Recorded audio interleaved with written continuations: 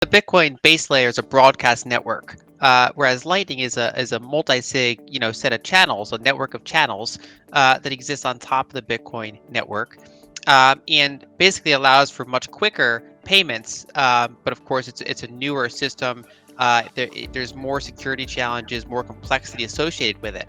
And one thing I find interesting is if you look at the map of it, it actually looks quite a bit like the internet did in the early years. And so basically, instead of broadcasting your transaction to the network that gets incorporated into miners put them in the blocks and then it gets put in everyone's node. This is more of a true peer-to-peer system, or peer-to-peer-to-peer hop. You can hop from node to node, and I find it interesting because I'm not super technical, especially in the software sense. My background's more in the hardware sense, but when I did engineering management, I had to always understand software enough to basically manage some of the things we were doing, and basically pick between some of these different types of implementations and things like that.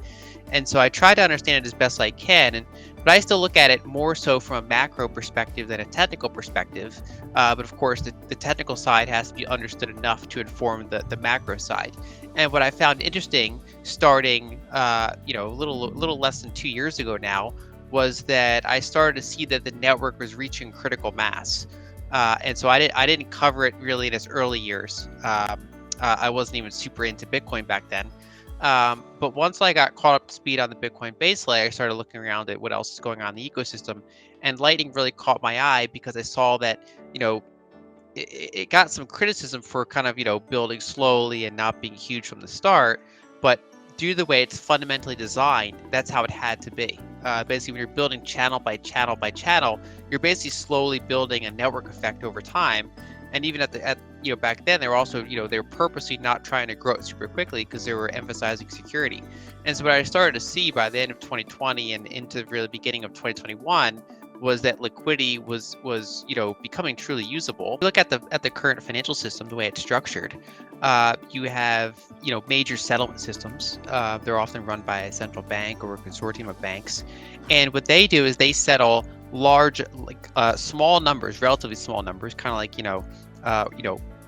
millions or tens of millions or hundreds of millions a year, which is small in a global sense, of these gigantic transactions. And those are settlements between banks that are generally each in the millions of dollars. And they represent these large settlement transactions that actually consist of multiple consumer transactions and business transactions at a higher layer. And so, for example, when you use your Visa card, that's not the core of the system.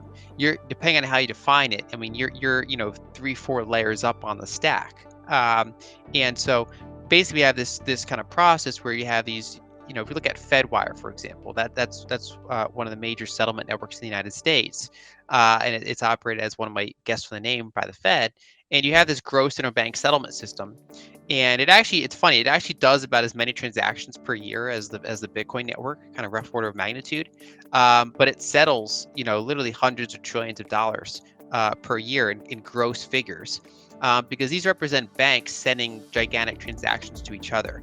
And most of us are using that system without even interfacing with it ever.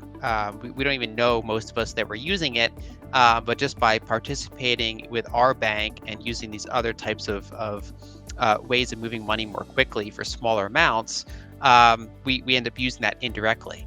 And I remember, Elizabeth Stark would say, for example, that in the future she envisions people using Bitcoin and Lightning without even necessarily realizing that they're using it. And I think that's the kind of ecosystem we could see built over time, which is that in addition to Bitcoin, in addition to Lightning, in addition to some of these side chains that give a little bit more expressivity, similar to what you'd see in smart contract blockchains, you also then have a custodial system. And that's kind of controversial to some people, but some people want some degree of custodialship or want to be able to call someone on the phone, or for whatever reason, they want that business relationship.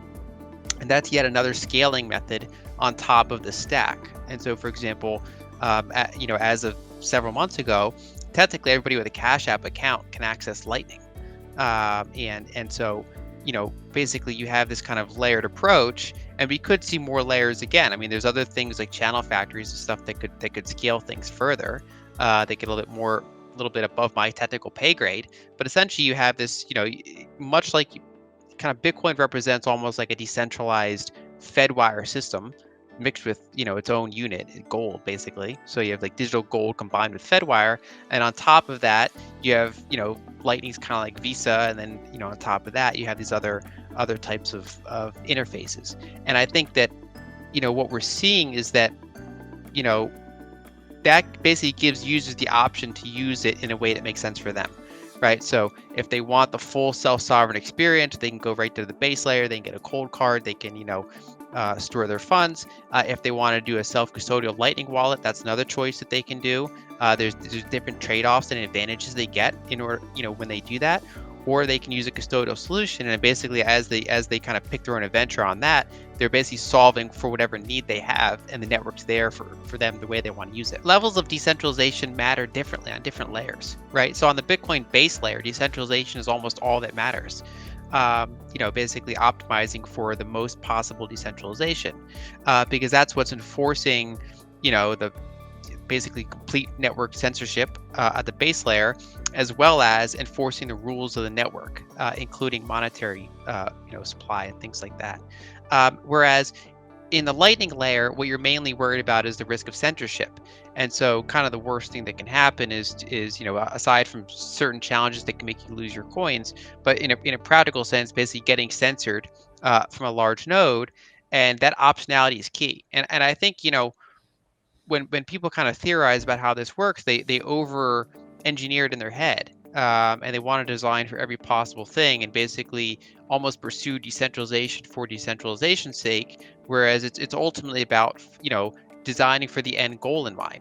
And so Bitcoin at the base layer needs to be super decentralized, whereas that optionality on the Lightning network is what makes it so useful, because it's not, the Lightning layer is not enforcing the money supply, it's not enforcing, the consensus rules. You're just routing individual payments.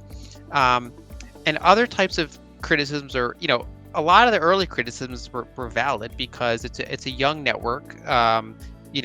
Over time, the usability has started off poor, and it's gotten much better as more and more apps are being built and more liquidity is being built and more interesting designs and solutions are being proposed and implemented. One of the criticisms that still exists, and there's some validity to, is that although it's generally a privacy improvement compared to the base layer, it's by no means perfect privacy, especially for the recipient. It generally offers pretty good privacy for the sender, but the recipient is still very exposed. And then even for the sender, it's not absolutely perfect guaranteed privacy. There are ways to surveil the network. And so I think the key thing to keep in mind there is that there are a lot of things being worked on to continue making the Lightning network more private over time. So there's ways to make it harder to surveil where the payment originated, where it's going, if you manage to get snapshots of it on the network. And there's also proposals to make the recipient a lot more private and kind of match them compared to the sender in terms of levels of privacy. And so I think, and there's also, there's Fediments that kind of act like these, they're both custodians, but then they also are these kind of like, they're blind custodians that allow for improved fungibility on the network. And so I think that it kind of on multiple fronts, there's a lot of work being done on privacy.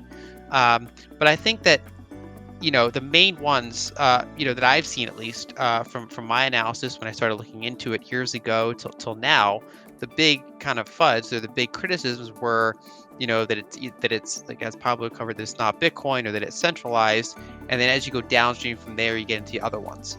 And I think that, over time, it's something that is continually underestimated because it is still an active area of development, both from the developers doing the actual implementations, as well as the developers doing the more consumer-oriented, the wallets, the apps, liquidity providers. And I think it's something that it's the critical mass makes it so that it's far more interesting now, in my opinion, than it was, say, 3 years ago.